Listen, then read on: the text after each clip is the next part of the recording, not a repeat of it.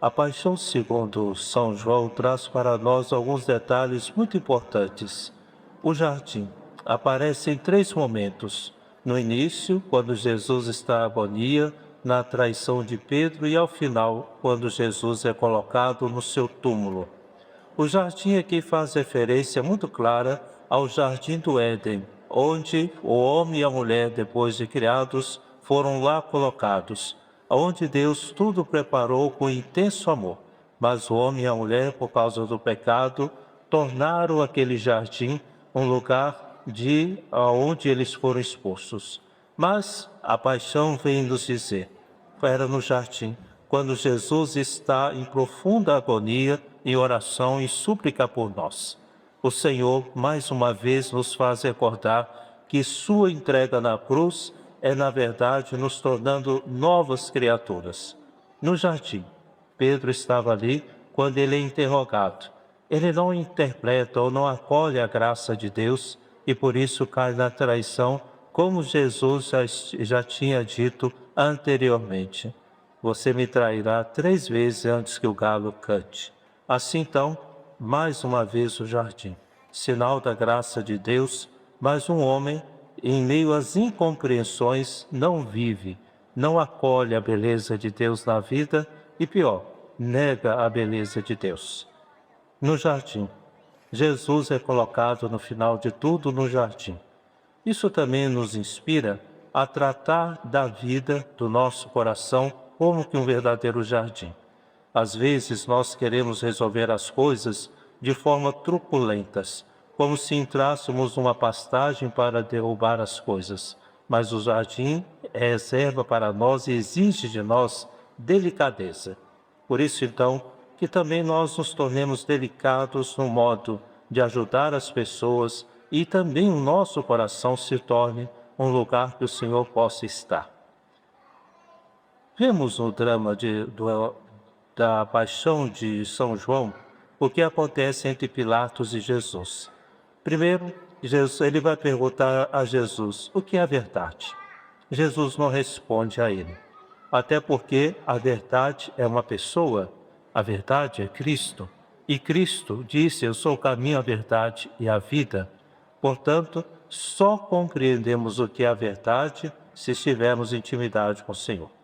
Mas não vamos confundir a verdade como se fosse a soma de alguns pensamentos humanos que precisam ser certificados.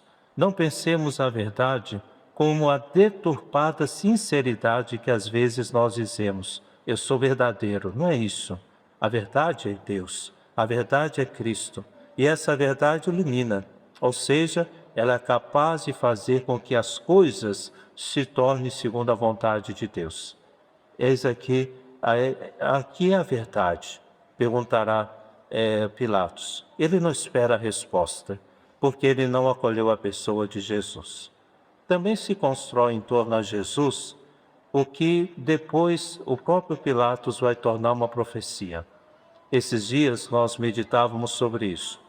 O que aconteceu naquele dia, ou que hoje estamos vivendo novamente?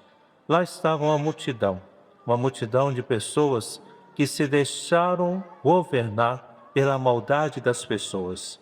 As mesmas pessoas que Cristo fez o bem, que curou, entre elas tantas e tantas pessoas. Mas essas mesmas pessoas pediam que Jesus fosse substituído por Barrabás. Então vejam, filhos e filhas amados, a que ponto chega uma multidão sem reflexão. Pessoas que são governados por ideologias, que não pensam com a verdade. E aí então o resultado são pessoas manipuladas. Perderam a capacidade de serem humanas e desumanizam os outros. Tão grave é isso. Uma grande multidão manipulada. Depois, lá estava ao lado dele Pilatos. Quem é Pilatos? Um governante também marcado não por um caminho do bem comum, mas uma luta de poder. Ele estava ali querendo se manter no poder. Qual era o interesse de Pilatos? Está bem com Anás, com Caifás, tanto é que Jesus circula entre dois tribunais, um religioso, Anás e Caifás, e o outro político, que era de Pilatos, e ninguém queria pensar sobre o bem de Jesus. Então estamos diante de homens sem hombridade. Pilatos, ele concentra esse desgoverno. Tanto é que também refletimos nesses dias. Veja, Pilatos, o teu nome é recordado de uma forma muito trágica. Todas as vezes que rezamos o credo, dizemos: sob Pôncio Pilatos, foi por causa de sua covardia, por falta do seu desgoverno, é que Cristo encontrou o caminho da morte. Veja então que aqui Pilatos não pode ser chamado de homem, de modo algum. Ele é, na verdade, uma pessoa que perdeu o sentido do governo e da busca do bem comum das pessoas. Os discípulos apóstolos podem ser chamados de homens? Também não. Abandonaram Jesus. Pedro, todos os outros. São Marcos tem tanta vergonha do que fez que ele deixou escrito no seu evangelho. Quando os soldados tentaram agarrar um jovem, ele se desvencilhou de sua roupa e saiu correndo nu, para dizer-se: que vergonha, olha o que eu fiz. Foi capaz de lhe expor e andar nu do que ficar ali firme do lado de Jesus. Quem é homem nessa história? A multidão não é, Pilatos não é, os apóstolos e discípulos não são. E quando Pilatos diz: eis o homem, Jesus era o único homem presente ali. Todos, me desculpem na adequação da palavra, frouxos. Infelizmente hoje estamos em tempos de frouxidões. As pessoas não mantêm a palavra, não se mantêm amigas nos momentos difíceis, não lutam por causas verdadeiras, buscam apenas a acomodação do que é bom para mim, do que é bom para minha família. Então, quando Jesus é apresentado, eis o homem machucado, ferido, nós devemos ter muita vergonha, porque Jesus expõe, na verdade, as nossas frouxidões, as nossas inverdades, falta de sinceridade e compromisso com o bem comum. Aí vemos, então, que Cristo ali está, sendo julgado deste modo. Eis o homem. Mais adiante, vemos também que Jesus vai dizer: meu reino não é deste mundo. A vontade e o amor de Deus não pertencem a este mundo, mas o amor de Deus nos leva a todos a buscar uma realidade sobrenatural, aonde o Senhor, de fato, realiza todas as coisas e para onde deve passar o nosso coração, no coração de Deus. Filhos e filhas amados, nessa tarde, nós celebramos e lembramos a morte redentora de Cristo. Mais uma vez, quando for apresentado a nós a cruz, recordemos, Jesus é apaixonado. Tanto é apaixonado que o seu coração está aberto em chagas, em feridas do seu peito.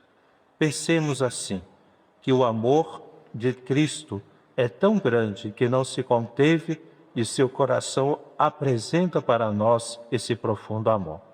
Pensemos que hoje não é chamado o dia da morte do Senhor, mas a paixão de nosso Senhor Jesus Cristo. O Senhor é apaixonado por mim e por vocês.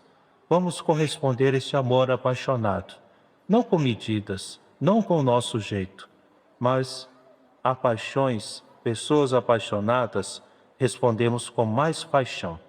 É isso que somos convidados hoje. Olhar para o Cristo na cruz, o seu lado aberto, o seu coração apaixonado, deve inflamar o meu e o coração de cada um de vocês, inflamar a nossa vontade. Não vamos viver sem paixões, mas apaixonados por Deus, pela vida, pelo trabalho, pela salvação das almas. Que o bom Deus renove em nossos corações a sua paixão redentora e o nosso coração se inflame para buscarmos em tudo o bem e a verdade. Recolhamo-nos por alguns instantes em silêncio e peçamos: dá-me, Senhor, o teu coração apaixonado.